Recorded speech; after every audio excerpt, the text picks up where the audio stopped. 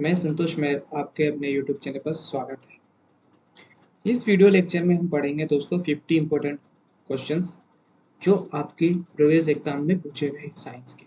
क्या इस video lecture में हम जानेंगे 50 इंपॉर्टेंट क्वेश्चंस जो आपके एग्जाम पॉइंट ऑफ व्यू से बहुत महत्वपूर्ण है और आने वाली नेक्स्ट एग्जाम्स में भी पूछे जाने की संभावना है।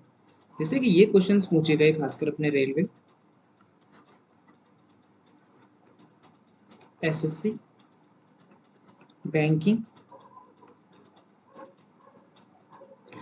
और जितने भी कॉम्पिटिटिव एग्जाम होती है जैसे पुलिस, इस टाइप्स के एग्जाम्स में ये क्वेश्चंस बार बार पूछे गए दोस्तों। तो इन क्वेश्चंस को 1 to 1 अपन कवर करते हैं। क्या ये 50 इंपॉर्टेंट क्वेश्चन सीरीज का अपना दूसरा वीडियो है। क्या जो पहला वीडियो आपने नहीं देखा तो पहला वीडियो जाकर देख लीजिए। ठीक है फ्रेंड्स, अब चलते हैं फर्स्ट क्वेश्चन की तरफ। जो फर्स्ट क्वेश्चन है हमारा कि भारत में आइस मैन इंडिया के नाम से किसे जाना जाता है। क्या जो भारत में आइस मैन इंडिया है जिसे किसे नाम से जाना जाता है। भारत में आइस मैन इंडिया के नाम से किसे जाना जाता है। क्या तो वो जाना जाता है चेवांग नापेल को। किसको जाना जाता है? चेवांग नापेल को। चेवांग नापेल को भारत में आइस मैन इंडिया के नाम से जाना जाता है। नेक्स्ट क्वेश्चन है अपना, वन्य जीवों और वनस्पतियों की संकटापन्न प्रजातियों के अंतर्राष्ट्रीय व्यापार पर देशों के बीच एक समझौता है। क्या क्या है कि वन्य जीवों और वनस्पतियों के संकटापन्न प्रजातियों के अंतर्राष्ट्रीय व्यापार पर देशों के बीच एक समझौता, वो क्या है? वो है हमारा सीटीज। सीटीज नाम से एक समझौता है। जैव विविधता का जनक किसे कहा जाता है? क्या जो जैव विविधता है हमारी, इसका जनक किसे कहा जाता है? तो जैव विविधता का जनक एडवर्ड ओ विल्सन को कहा जाता है। किसको कहा जाता है? एडवर्ड ओ विल्सन को जैव विविधता का जनक कहा जाता है। किसको कहा जाता है जैव विविधता का जनक? एडवर्ड ओ विल्सन को। नेक्स्ट क्वेश्चन है, भारत में सर्वाधिक जैव विविधता वाला क्षेत्र शांत घाटी किस राज्य में? क्या जो भारत में सर्वाधिक जैव विविधता वाला क्षेत्र है वो शांत घाटी नाम से, वो कौन से राज्य में स्थित है? तो वो केरल राज्य में स्थित है। किस राज्य में स्थित है? केरल राज्य में।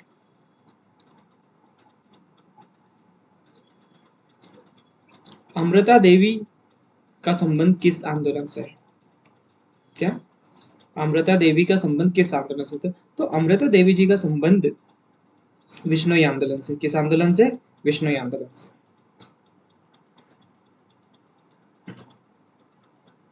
मेधा पाटकर का संबंध किस आंदोलन से? मेधा पाटकर का संबंध नर्मदा बचाओ आंदोलन से। किससे है? नर्मदा बचाओ आंदोलन से। वाटरमैन ऑफ इंडिया किसे कहा जाता है? क्या वाटरमैन ऑफ इंडिया किसे कहा जाता है? कौन सा क्या क्वेश्चन है अपना? वाटरमैन ऑफ इंडिया किसे कहा जाता है? Water of man of India के नाम से राजेंद्र सिंह को जाना जाता है। किसको जाना जाता है? वाटरमैन ऑफ इंडिया के नाम से राजेंद्र सिंह को जाना जाता है। नेक्स्ट इंपॉर्टेंट क्वेश्चन है जो एग्जाम में पूछा गया है कि जैव विविधता शब्द की रचना किसने की? जो जैव विविधता शब्द है इसकी रचना किसने की? मतलब सबसे पहले जैव विविधता शब्द किसने दिया? तो जैव विविधता शब्द की रचना वाल्टर जी रोसेन ने की थी। किसने की थी? वाल्टर जी रोसेन ने। ग्रीन हाउस गैसों की संकल्पना की थी। ग्रीन हाउस गैसों की संकल्पना किसने की थी? जोसेफ फोरियर ने। ग्रीन हाउस गैसों की संकल्पना की थी जोसेफ फोरियर ने।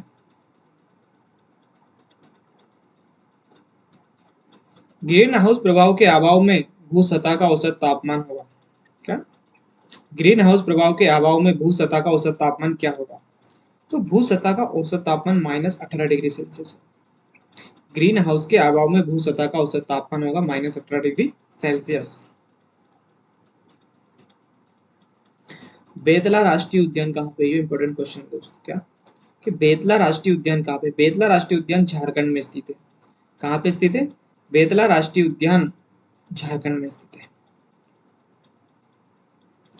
विश्व का सबसे बड़ा ओयल वनस्पतिक उद्यान कहाँ पर है? क्या विश्व का सबसे बड़ा ओयल वनस्पतिक उद्यान? तो इसका उत्तर होगा क्यू, इंग्लैंड में। कहाँ पर है ये? विश्व का सबसे बड़ा रॉयल वनस्पतिक उद्यान कहाँ स्थित है? क्यू, इंग्लैंड में।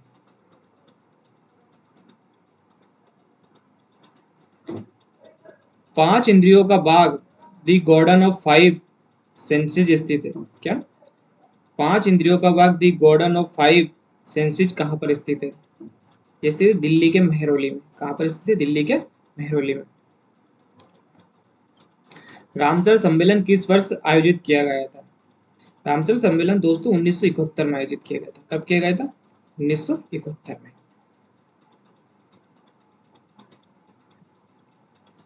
नेक्स्ट इंपॉर्टेंट क्वेश्चन है,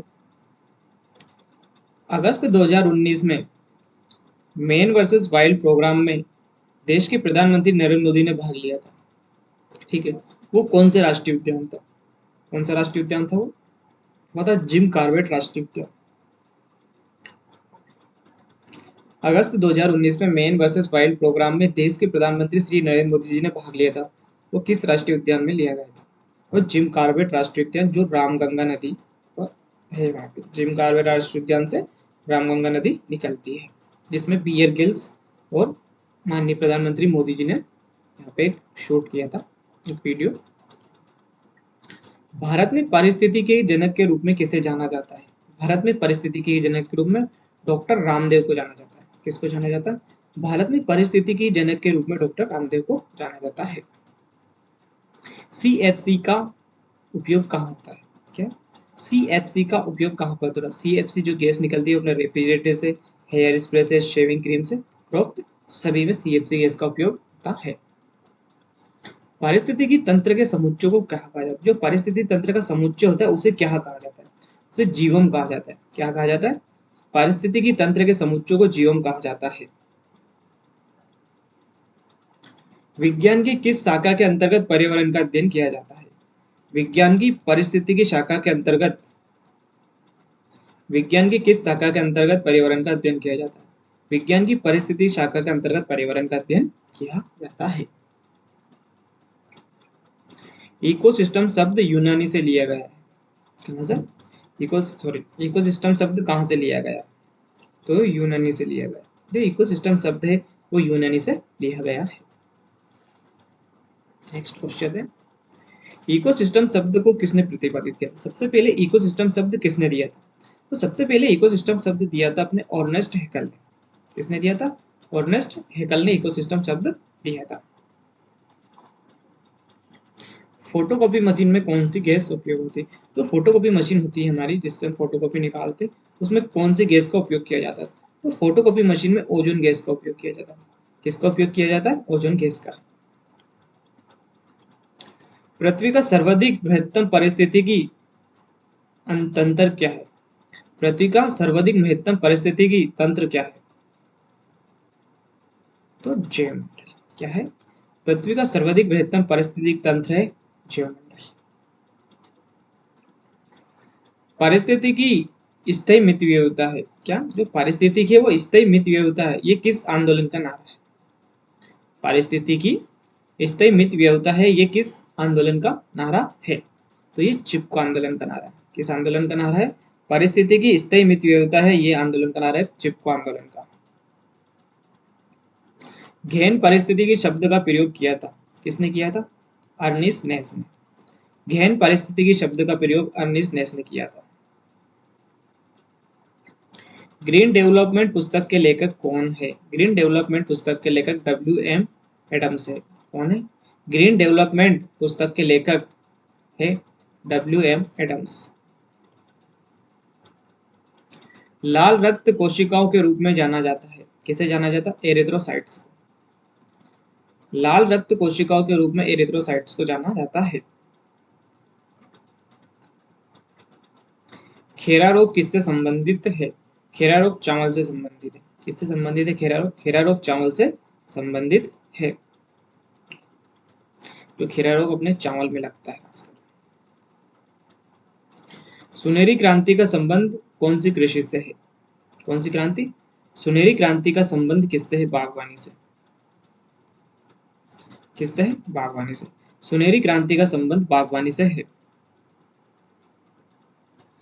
भारत में चावल का शहर किसे कहा जाता है? भारत में चावल का शहर कहा जाता है गोंदिया, जो महाराष्ट्र में स्थित है। कहाँ पर स्थित है? भारत में चावल का शेर किसे कहा जाता है? गोदिया को, जो महाराष्ट्र में स्थित है। अपेड़ा की स्थापना कब की गई थी? 13 फरवरी 1986 को। कब की गई थी? 13 फरवरी 1986 को। मध्य प्रदेश में मसालों के लिए कौन सा जिला प्रसिद्ध है? तो मध्य प्रदेश में मसालों के लिए बुरहानपुर प्रसिद्ध है। कौन सा प्रसिद्ध है? बुरहानपुर। मध्य प्रदेश में मसालों के लिए कौन सा जिला प्रसिद्ध है? बुरहानपुर। एस्पायर योजना कब प्रारंभ की गई थी? कौन सी योजना दोस्तों? एस्पायर योजना। इंपॉर्टेंट क्वेश्चन है। एस्पायर योजना का प्रारंभ 2015 में किया गया था। अल्फांसो आम को भारत में लाने का श्रेय किसे दिया जाता है? जो अल्फांसो आम है हमारा, आम मैंगो, कौन सा? अल्फांसो आम को भारत में लाने का श्रेय किसे दिया गया था? अल्फांसो आम को भारत में लाने का श्रेय पुर्तगालियों को जाता है। किसको जाता है? पुर्तगालियों को। प्रधानमंत्री किसान संपदा योजना कब प्रारंभ की गई थी? प्रधानमंत्री किसान संपदा योजना 2017 में प्रारंभ की गई थी। कब प्रारंभ की गई थी? 2017 में। प्रधानमंत्री किसान संपदा योजना 2017 में प्रारंभ की गई थी। अफीम किस श्रेणी की दवा के अंतर्गत आता है? अफीम एक अवसादकारी दवा है। क्या?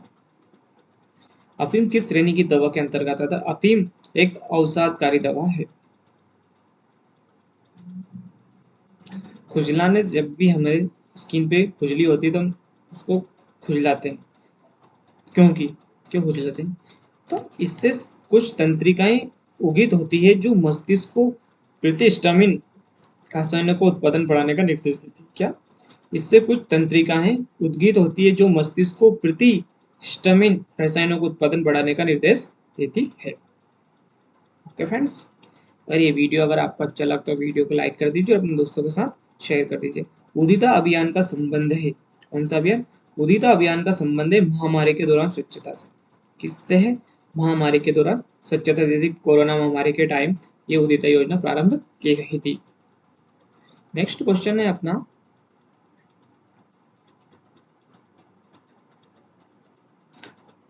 39। गंगा जल में शुद्धता का कारण क्या है? जो गंगा है वो शुद्ध रहती है ज्यादातर टाइम, तो उसमें शुद्धता का क्या कारण है? तो उसका कारण है बैक्टीरियोफेरस वायरस। जो बैक्टीरियोफेरस वायरस जल में पाया जाता है, इसके कारण नदी हमेशा शुद्ध रहती है, गंगा नदी। लाइकेन सबसे अच्छे सूचक है। लाइकेन किसके सूचक है? लाइकेन वायु प्रदूषण के सूचक है। क्या? लाइकेन वायु प्रदूषण के सूचक है। 41। चेर्नोबिल परमाणु दुर्घटना कब घटित हुई थी? कौन सी? चेर्नोबिल परमाणु दुर्घटना कब घटित हुई थी? तो चेर्नोबिल परमाणु दुर्घटना 26 अप्रैल 1986 को घटित हुई थी। कब घटित हुई थी? चेर्नोबिल परमाणु घटना कब हुई थी? 26 अप्रैल 1986। ओके फ्रेंड्स, जल प्रदूषण निवारण तथा नियंत्रण अधिनियम किस वर्ष लागू किया गया था? जल प्रदूषण निवारण तथा नियंत्रण अधिनियम कब लागू किया गया था? तो 1974 में लागू किया गया था। 53। वर्षा की बूंदों में कौन सा विटामिन होता है? तो वर्षा की बूंदों में दोस्तों विटामिन B12 होता है। क्या होता है? वर्षा की बूंदों में कौन सा विटामिन होता है? तो वर्षा की बूंदों में B12 होता है। मानव शरीर को सबसे जल्दी ऊर्जा किससे मिलती है? मानव शरीर को सबसे जल्दी ऊर्जा वसा से मिलती है। किससे मिलती है? मानव शरीर को सबसे जल्दी ऊर्जा वसा से मिलती है। विटामिन क्या है? विटामिन कार्बनिक यौगिक होते हैं। क्या दोस्तों? जो विटामिन होते हैं हमारे कार्बनिक यौगिक होते हैं।